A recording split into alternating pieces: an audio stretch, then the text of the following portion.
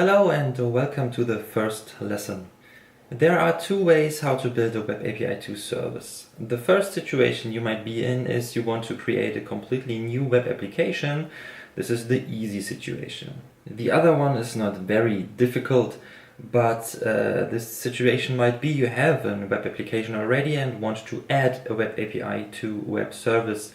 We will cover both of them, but for now I will show you the easy situation. So we create a new project and we will choose an ASP.NET Web application.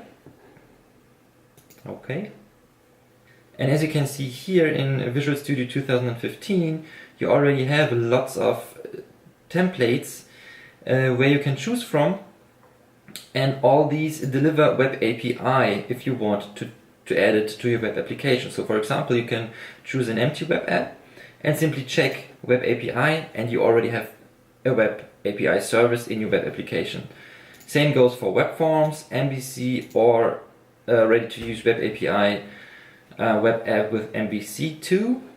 For this tutorial series we will just create an empty web application and add Web API to it. Click OK.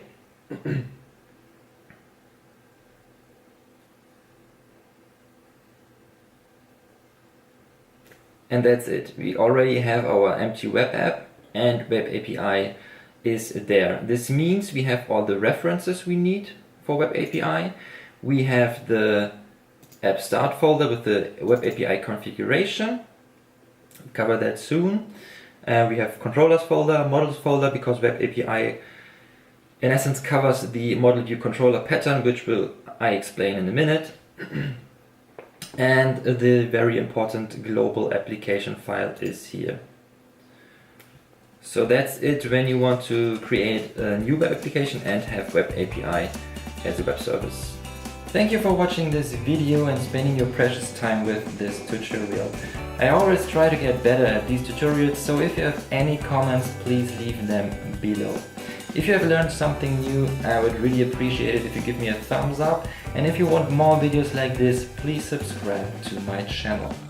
I hope to see you in the next tutorial.